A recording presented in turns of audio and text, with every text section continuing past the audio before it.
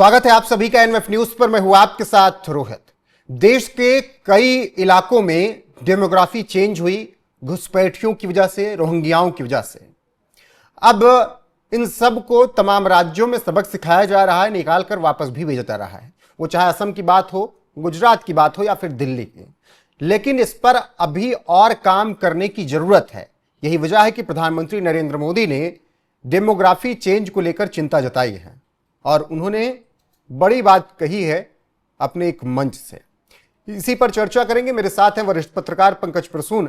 लेकिन चर्चा की शुरुआत करें उससे पहले प्रधानमंत्री नरेंद्र मोदी का बयान सुन लीजिए। इन सुविधाओं पर भारतीय लोगों का अधिकार है, उस पर घुसपैठियों को डाका नहीं डालने देंगे। इस खतरे से निपटने के लिए मैंने डेमोग्राफी मिशन शुरू करने की बात कही है। बहुत जल्द ये मिशन अपना काम शुरू करेगा। हम हर घुसपैठियों को देश से बाहर करके ही रहेंगे। आप मुझे बताइए, एक घुसपैठियों को निकालना चाहिए कि नहीं निकालना चाहिए?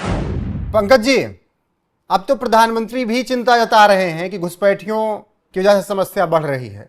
तो क्या माने आने वाले वक्त में देश में रोहिंग्या, अवैध घुसपैठिया, इन सबको बाहर निकाला जाएगा? नहीं, चिंता सिर्फ नहीं जताई है। प्रधानमंत्री ने ये कहा है कि हम एक नेशनल डेमोग्राफिक मिशन शुरू करने जा रहे हैं, जिसमें हाई पावर्ड एक्सपर्ट कमेटी होगी और वो एक मैकेनिज्म तैयार होगा जिसमें अवैध घुसपैठियों की पहचान होगी, उन्हें रिपोर्ट किया जाएगा। एक इंस्टीट्यूशनलाइज कर रहे हैं इस पूरे प्रक्रिया को। ऐसे भाषण के लिए तो कोई भी भाषण देकर चला जाएगा कि भागना चाहिए कि नहीं भागना चाहिए, तो कौन कहेगा कि नहीं भागना चाहिए जी। अवैध घुसपैठिए आने चाहिए कि नहीं आने चाहिए, तो सब कहेंगे भाई नहीं आने चाहिए। लेकिन सबसे बड़ी बात है कि आपने किया क्या या कर क्या रहे हैं। तो अब तक क्या हो रहा था कि चिंता जताई जा रही थी। अब प्रधानमंत्री ने आज ही नहीं, ये तो जो है ये दरांग जिला है असम का, और वहां पे भाषण देते हुए प्रधानमंत्री ने यह कहा कि हम नेशनल डेमोग्राफिक मिशन ला रहे हैं जिसके तहत इन घुसपैठियों को बाहर निकाला जाएगा। इससे पहले जब ये इस बार का 15 अगस्त था, लाल किले की प्राचीर से भी प्रधानमंत्री ने यह कहा था जी। और ये मुझे लगता है कि ये 5 मेंबर कमेटी होगी और ये बहुत हाई पावर्ड कमेटी होगी जो स्टडी करेगी देश भर में अवैध प्रवासियों के लिए। अवैध तो देश भर के मैं बार-बार पर बात करें पंकज जी, तो कौन से ऐसे राज्य और जिले हैं जहां पर सबसे ज्यादा परिवर्तन देखने को मिल रहा है डेमोग्राफी में? नहीं, हर किसी को पता है, हर किसी को पता है कि बांग्लादेश से सटे हुए जो इलाके हैं, चाहे वो त्रिपुरा का जिला हो, चाहे असम का हो, चाहे ये 14-15 जिले पश्चिम बंगाल के हों, झारखंड का जिला है जिसमें संथाल परगना के क्षेत्र आते हैं, बिहार के जो सीमांचल का इलाका आता है, ये सारे इलाकों में बड़े पैमाने पे अवैध लोग रह रहे हैं। असम भी उसी में?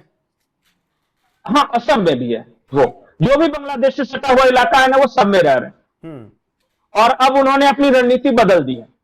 अब वो क्या करते हैं कि आते हैं, पासपोर्ट, बर्थ सर्टिफिकेट, बाकी दूसरे कागजात, आधार कार्ड, वोटर आई कार्ड बनवा लेते हैं बंगाल से और फिर वहां से मूव कर जाते हैं दिल्ली, बेंगलोर, हैदराबाद, इस तरह के शहरों में। वो देश भर में कहीं भी जा सकते हैं क्योंकि उनके पास एक बंगाल का डॉक्यूमेंट है या फिर बिहार के सीमांचल का डॉक्यूमेंट होगा, बिहार सरकार का, या फिर असम सरकार का होगा, या फिर त्रिपुरा का होगा।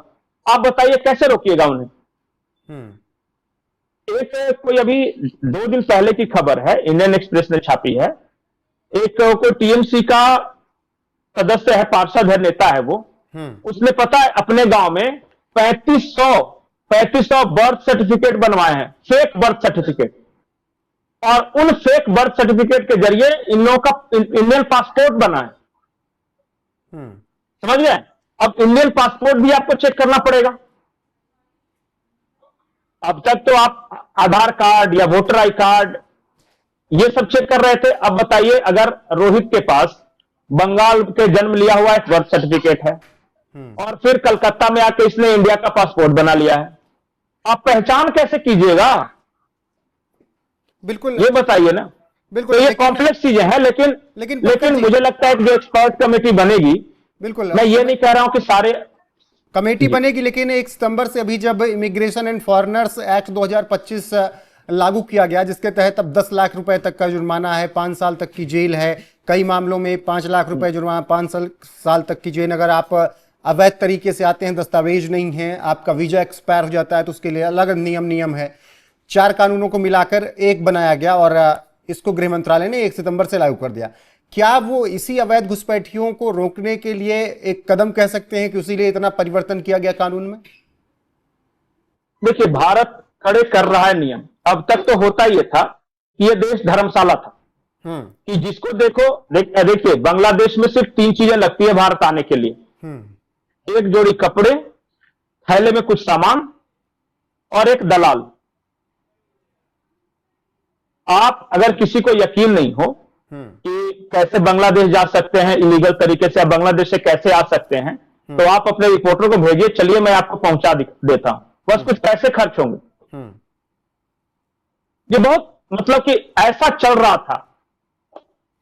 अब बहुत सारे लोग कहेंगे कि बीएसएफ क्या कर रही थी या अमित शाह क्या कर रहे हैं, क्योंकि होम मिनिस्ट्री तो उनके अंडर है। ये सच्चाई है कि 10 साल से होम मिनिस्ट्री उनके अंडर है, इसलिए फेंसिंग का काम शुरू किया था। फेंसिंग का काम का विरोध कर रहे हैं लोग, कर रही हैं ममता बनर्जी, इसलिए कर रहे। और एक चीज मैं बता रहा हूं कि वहां टोपोग्राफी कैसी है। जब आप बंगाल जाइएगा तो वो क्या है ना कि सुंदरबन डेल्टा का एरिया है, गंगा नदी वहां जाके बे ऑफ बंगाल में मिलती है, तो बहुत सारी छोटी छोटी ट्रिब्यूटरीज हैं, नदी है, नाले हैं, डैम है, इस तरह के एरियाज हैं। तो अंग्रेजों के जमाने का बनाया हुआ वहां ड्रेनेज सिस्टम है और बड़े बड़े ड्रेनेज सिस्टम जिसमें पानी निकलता है। तो क्या होगा कि ड्रेनेज सिस्टम का एक मुंह है भारत में और दूसरा है बांग्लादेश में, तो उधर से घुसते हैं, नीचे से इधर से निकल आते हैं। एक तो वो है। दूसरा मैंने ट्रिब्यूटरीज बोला ना, नदी नाले डैम एरिया जो है ना, वो क्या करते हैं कि डुबकी लगाते हैं इधर से और आगे जाके बांग्लादेश में निकलेगा, बांग्लादेश आते हैं यहां निकले। वहां पेट्रोलिंग बहुत मुश्किल है और जो लोकल है ना उनको सारे पता है लूपहोल, वो सब एक दलाल को पकड़िए, वो सब बता दिया कि किधर से पास करना है, तो कोई नहीं देखने वाला।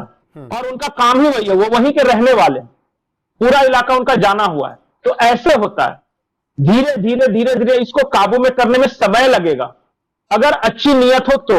अगर सिर्फ पॉलिटिकल मोटिव के लिए करना है तो कर सकते हैं। सबसे पहले तो यह करना है कि आए नहीं, उस पर चेक करना है। दूसरा करना है कि जो आ गए हैं उनकी पहचान करके उनको डिपोर्ट किया जाए। वही तो। और तीसरा यह करना है कि जो पुराने आए हैं, कुछ राज्यों ने यह काम शुरू किया, लेकिन राज्य स्तर पर तो केवल काम नहीं बन पाएगा। असम में शुरू हुआ, गुजरात से निकाले गए, दिल्ली में निकाले गए, लेकिन जो व्यापक पैमाने पर पूरे देश में लागू करना पड़ेगा।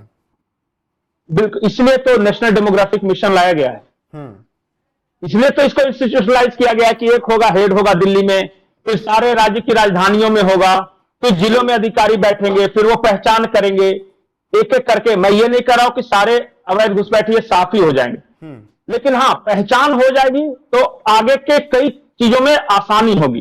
कि अगर मुझे ये तो पता चल गया कि ये अब्दुल जो है वो बांग्लादेश से आया है, पहले तो ये पहचान मुश्किल है क्योंकि उसके पास सारे वो डॉक्यूमेंट्स है और आपसे ज्यादा डॉक्यूमेंट्स उसके पास है। रोहित का जन्म भले ही प्रयागराज में हुआ है और नोएडा में काम करते हैं, लेकिन आपके पास जितने भारत के डॉक्यूमेंट्स होंगे ना उससे ज्यादा वो जेब में रख के घूम रहा है, थैले में।